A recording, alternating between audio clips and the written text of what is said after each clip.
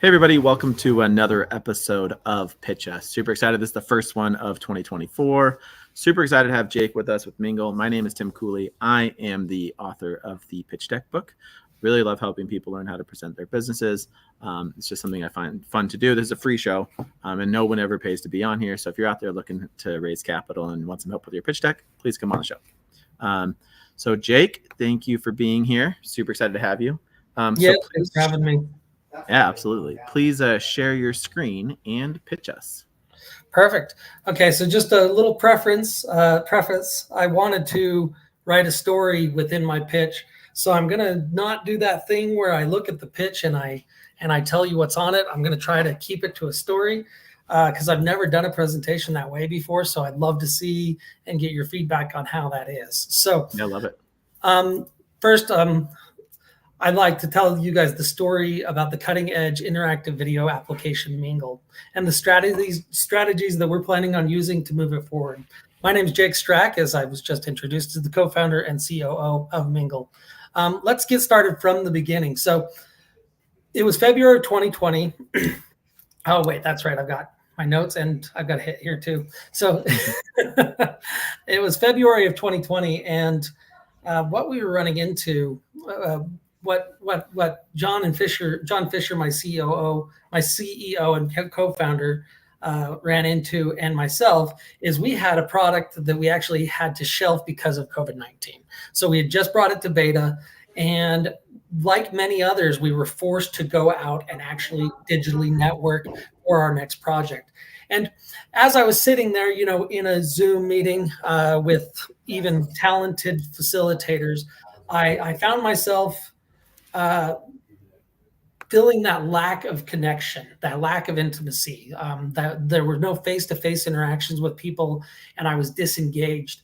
And on a particularly dull session where I think I had already checked my email and I was supposed to be engaged, so I was trying to listen and I was about to fall asleep, I had the thought of us looking at someone, and I said to myself, why can't I just click that guy's face and talk to him and start a conversation?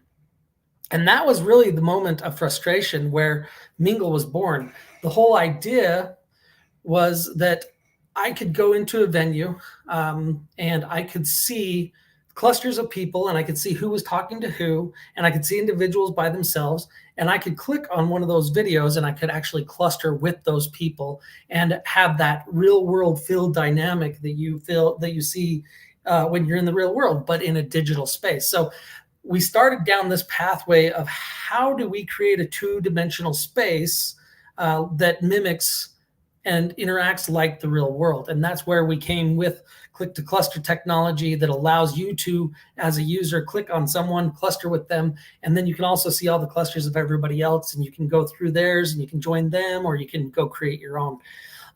We didn't stop just at the mingling portion of the real world feel. We also went, okay, well, now that we're moving into the event where somebody is doing a presentation or somebody is giving a speech, why don't we mimic that as well? And so what you think about is when you're on stage and you have an audience in front of you, you're going to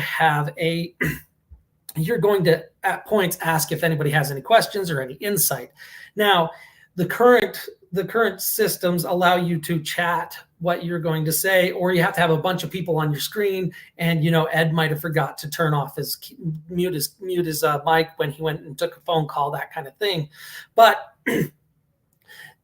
what we allow is somebody can raise their hand just like they do in real life, and you can call on them. And when you call on them, it pulls them up into the broadcast, and you actually can have a conversation with them, just like you would in the real world. So your audience is now seeing and hearing your conversation with the presenter, and you can then put them back down in the audience and call on the next one, and so on and so forth.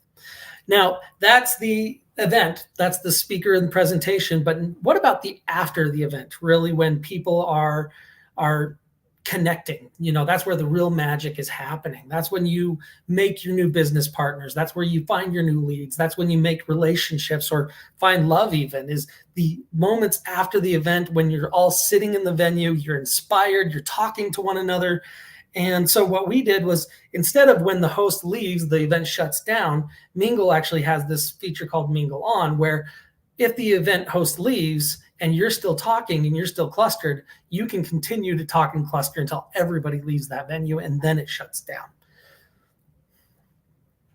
Now, John and I have a pretty big background together. We've been through, and I'm on the wrong one. John and I had already forged a successful partnership, bringing 2 applications to market. However, we recognized that we actually had some skill set gaps. We needed to streamline our sales process and our training processes in order to get ready for the scale growth that we would see with Miingle. That's when we engaged John Patch, and which you can see in the picture here. And over this next 6 months, over those 6 months that he advised us on refining our business model and optimizing our sales and operations strategy. For scalability, his insight and excitement for Miingle's vision made him an invaluable addition to our team, perfectly filling the organizational gaps and setting us up on the path for rapid growth.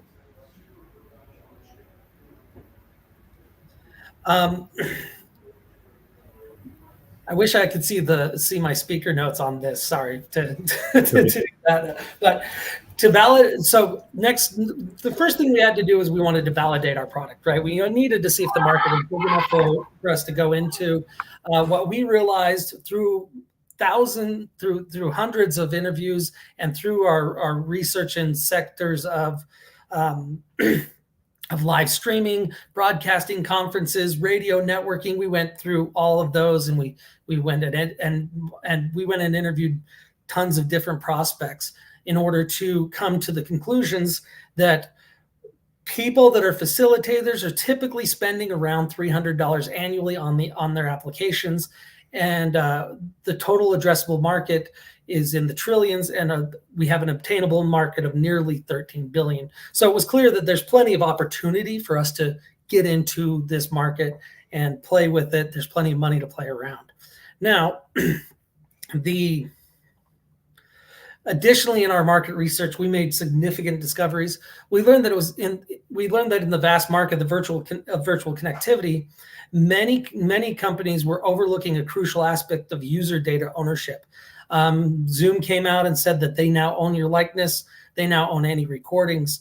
That data ownership becomes very crucial. And this insight made us champion in the idea that users should own their own data and likeness, which set us apart in the market against our big competitors that were more focused on big data acquisition. We also prioritize our attendees' experience, enabling groups with shared interests to connect authentically and build stable, loyal communities. Our competitors, preoccupied with the logistics of meetings, often overlook the fundamental reason people gather, which is to connect meaningfully. This understanding sets Miingle apart, addressing a vital need overlooked in the current market landscape.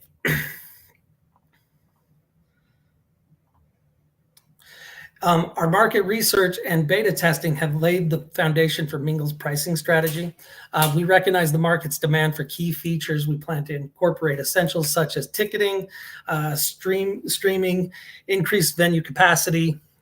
Moreover, we envision a seamless sign-up and sign-in process in the experience. Miingle will also introduce unique offerings like Miingle Space, which is customizable rooms based around interests, brands, or personality.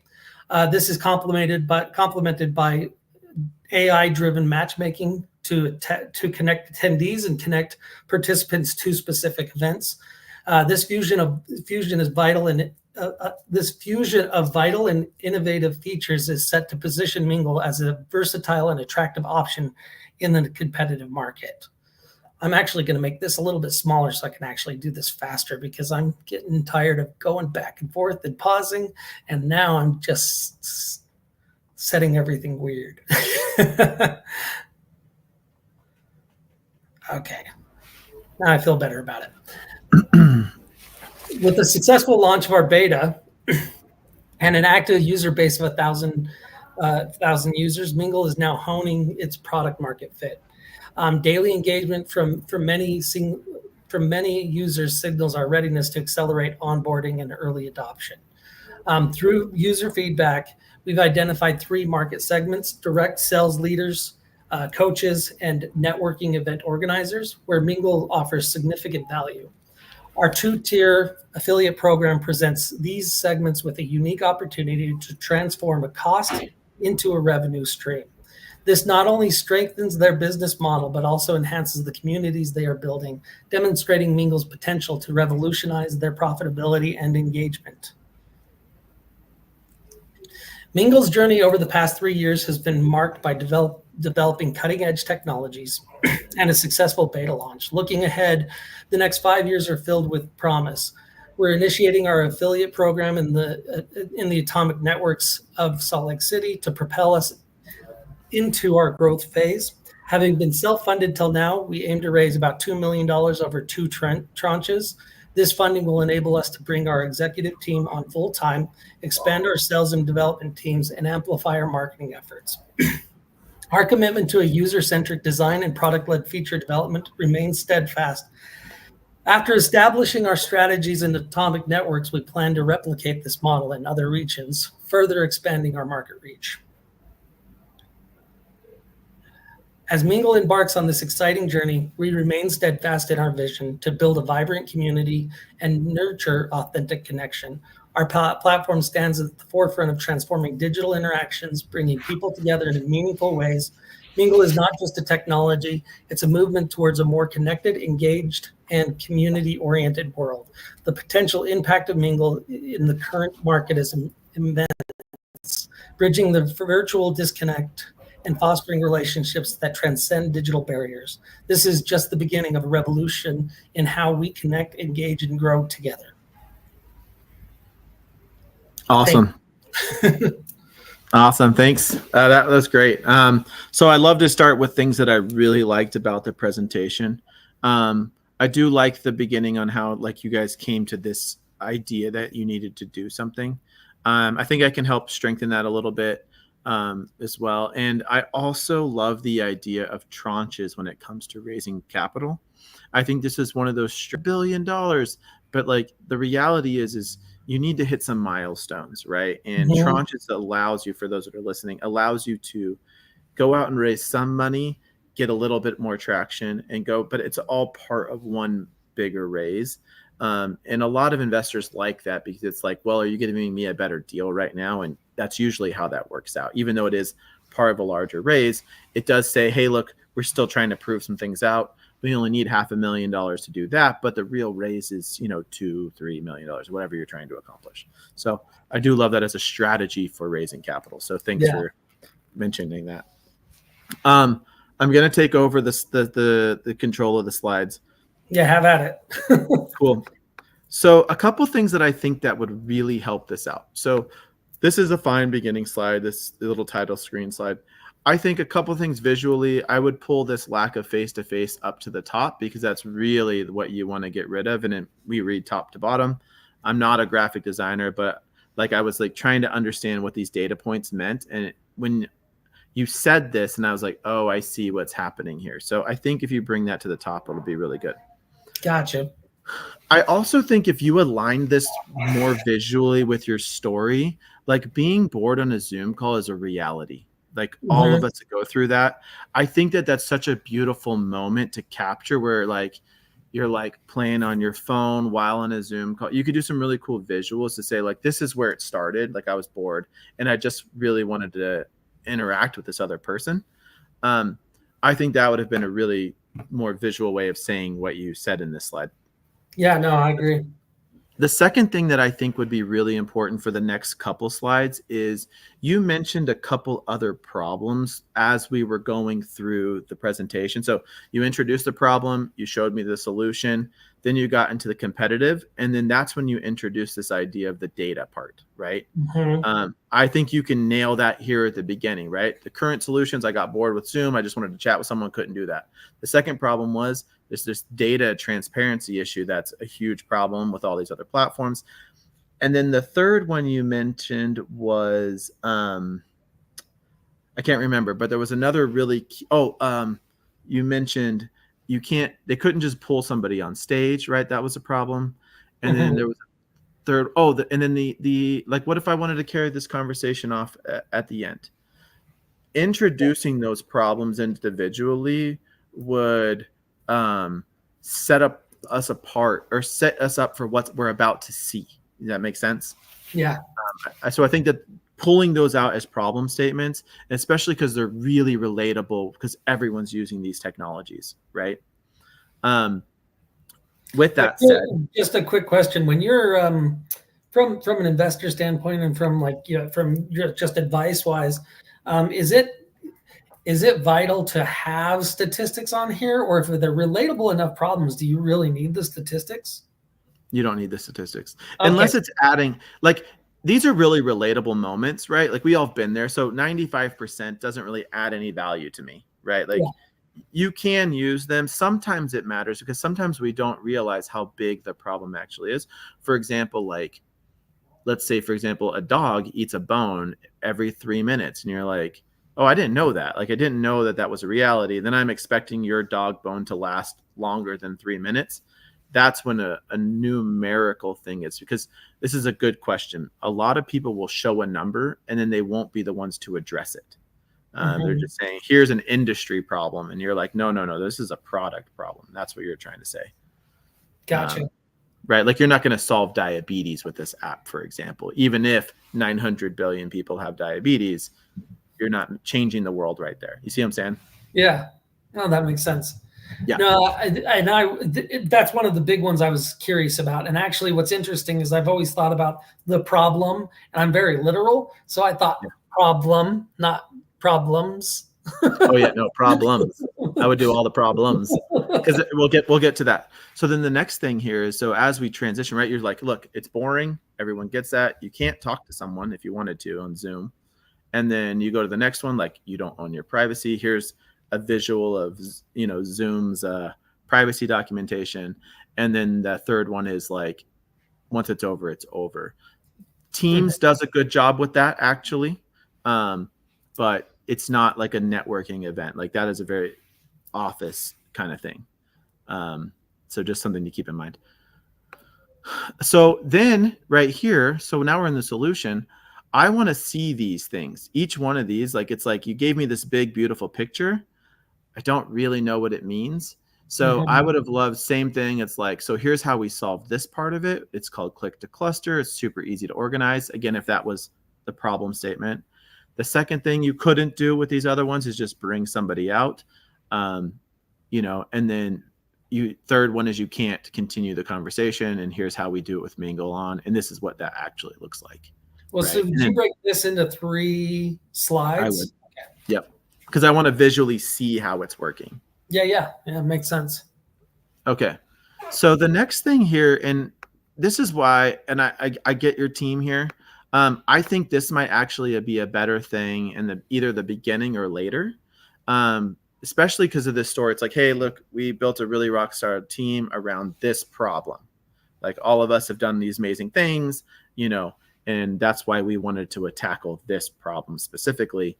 Let me tell you about the problems, right? So you can this works out really, really good, especially from a credibility. If you've raised capital before, it's usually easier to raise capital again. But for people who haven't, sometimes you're building a really solid rockstar team, and that's really what you're trying to get invested. It's like, hey, we know this team can execute.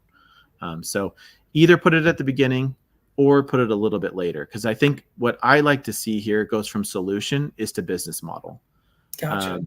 And mathematically, it's like, if I were selling you a vacuum cleaner, you would just want to know how much it costs, like, right away. And so it just feels right to go in that order. And then you stay with the numbers. You build, like, so it's, $50 a month.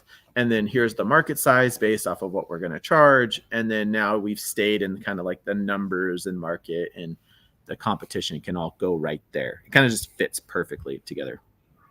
Gotcha. You can fight me on that too, but I just I'm agreeing. I was thinking of the order that I would put it in, and I think the original pitch I did have the team slide further down. But you're right. It was I was telling the story and I was thinking, okay, as I was writing the story, I was reorganizing the slides. And Yep. you're absolutely right. I think that you're right. What if I hear a solution? I'm like, what does it cost me? Okay, now how big is this Yeah. market? It's a Yep. natural flow into that. Yep. Here's a question though. So if you do Yep. pricing and then you do market, would you do your go to market after that, or would you do your team after that and go to market after that? So what I would do is I would do business model, Mm-hmm. financial forecast, and then the market slides. They tend to lead, right? Because it's like, what's this look like over the next 5 years? How big's the market? And then what are you doing? What have you done so far? Like that traction element. So I would put team either right before the ask or at the beginning. Gotcha. Okay. Right. So right before that, because it's like, who's going to do this? Well, here's our team. We're freaking amazing. And by the way, we need 5,000 or $5 million to do whatever I just told you about. Yeah, that makes sense. So that's what I would. So yeah. So in between. So let's say this is business model. Then I would go forecast. Then I would get into this, and I would just say be really cautious with these $1 trillion numbers, because again, you got to know who you're exactly selling to. And if you're building this out, you're like, look, this is just a big market that people are spending on, virtual technology, but that's also like Teams, Google Meets, like these things are basically free for the user, but there is a corporate side. And what it sounds like is you're going after like kind of more the blue today. Yes, correct. Right. So I would build that. I would say this is the size of the blue market. Here's who we're going after initially. And that's even, I think that's like this $400 billion or $300 billion market, I would assume, without looking at these numbers. Yeah, roughly. Yeah. So that's kind of how, like when I see someone put $1 trillion, I'm like, that's a whole market. Like that's not what we're doing today.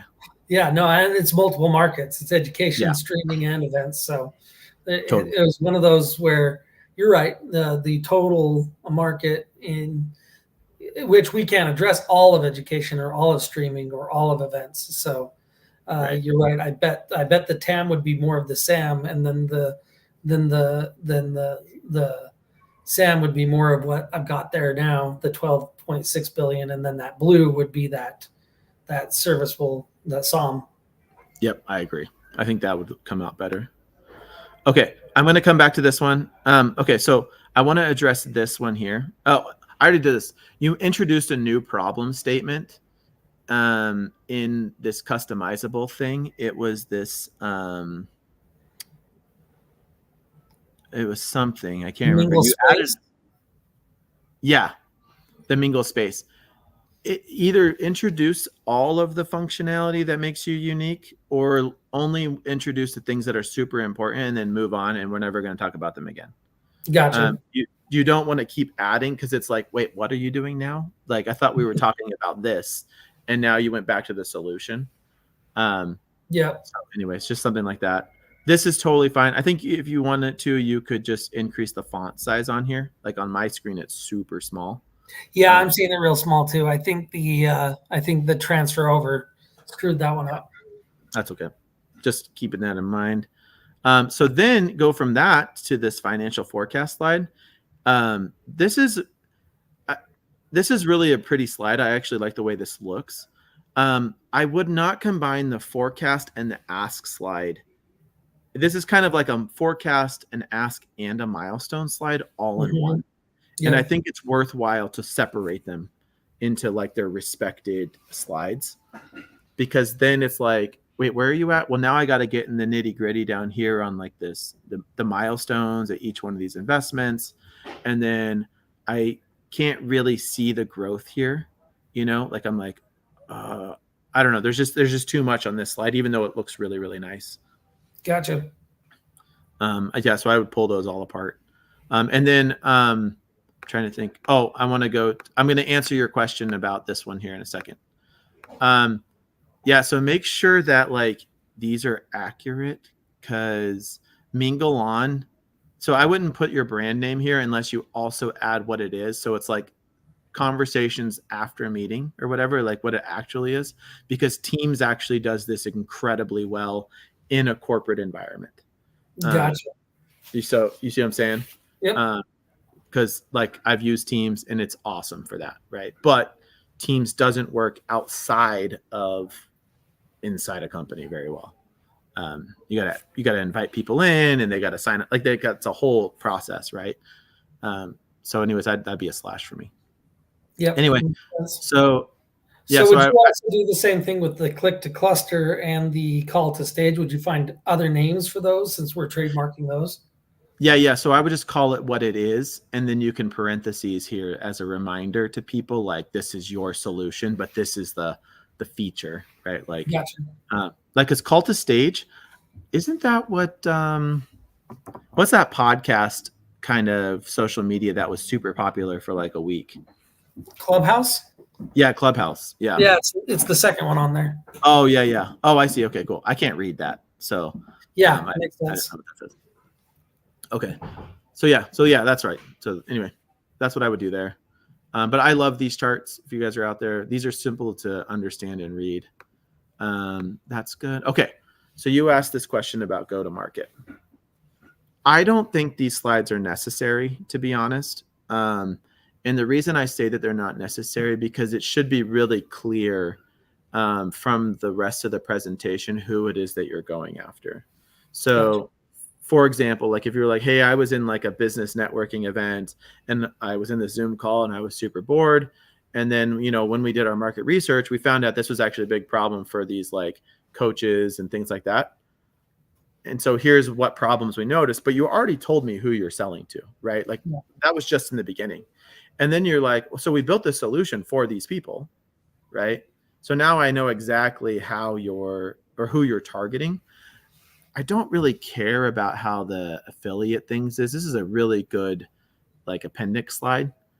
This is like more into the weeds than I want to get into right now, because what if someone's like, oh, I don't like your sales strategy. Well, let's solve that later. Yeah, that makes sense. I mean, sales strategies can always be changed pretty relatively easy. Yeah. We don't know, right? It might be cold calling. It might be door knocking. Who knows? Yeah, it's true. Yeah, and it might change from one week to the next week. Like we have no idea. All right. And then the last thing that I want to just say in opening up for questions, obviously, is I would really end on an ask slide. Actually, two more things I'd say. End on an ask slide. It usually gets the most airtime. And if this was the only slide that I saw that had your ask, it reminded us what the milestones you plan to achieve with that dollar amount. You can do ownership if you want. You can do use of funds. So like 40% is going to operations, 80% in product, whatever the numbers are. It's a really nice slide to wrap up the whole conversation. So you kind of had that exit conversation, but like really from an investment point of view, it's like, these are the things that I want to know all in one slide. Yeah, that makes sense. And then the other thing is I would just say, and obviously this is just a practice presentation and thanks again for coming, is don't read. People do read. So like, and you can tell when someone goes from like just a natural conversation to be like, and then yesterday I went down to the street and then there was this guy, like, it just like your tone changes. It feels like you're not invested or interested. It's just like, you can just feel it change. And a lot of people do that. And I'll just say this, a lot of people do that when they're unrehearsed or nervous. And if you gave the presentation 1,000,000 times, you wouldn't really need it. Yeah, I'd imagine. And that was, you're totally right, because I finished writing the last line at 2:55. Nice. So I was like, oh, okay, this is good. That's why I wanted to let you guys know that it was the first time that I've ever done a story one. I'm like, this is not going to be my normal performance on a pitch, but I wanted to also bring the story in and see how it sounded with just the story. And I think it could still be more storybook than what I put in there. Well, I think if you just expand on the way that you started, if you change the order of this, I think you'll start to feel how the story just naturally communicates a little bit better. Especially if you're like, hey, look, we have this rock star team. I was bored. I got this rock star team together to start solving these 5 problems. This is what we built. Look at what we've done, And then all of a sudden everyone's like, oh, I get it. Makes sense. Yeah, that's cool. Unfortunately, I don't disagree with you on anything, Tim, so we can't get into it. Awesome. No, we talked about it beforehand, so I was like, bring it. No, I wanted to find something I disagreed with, but I think that I probably ultimately ended up adopting a lot of what you told me in the past, or what I've read of yours in the past, not what you've told me specifically. So, I think it's really funny how everybody has a specific layout for their pitches, but ultimately there's got to be a universal one, and I think yours is probably closest to the universal that I can find. Thanks. I just think that some things lead you down a path that like you just like I like for example, the go to market slide. It's one of the slides. It's old guy Kawasaki. I mean, he really started this whole way that presentations go. But I just feel like in today's pitch world, I think it takes people down the wrong path. I mean, unless that's one of your unique differentiators, right? Is how you're and ours isn't. It's just the no one is it anymore. Exists. Yeah, nobody's is. And if the model already exists, then that makes perfect sense. It's either like B2B or direct to consumer or through channel partners. But you've already mentioned that like earlier. You don't need I mean, there's really not that many ways to sell something. It's true. And most likely whoever you're working with might want you to do it a completely different way anyway. Yeah. Tomorrow could be way different.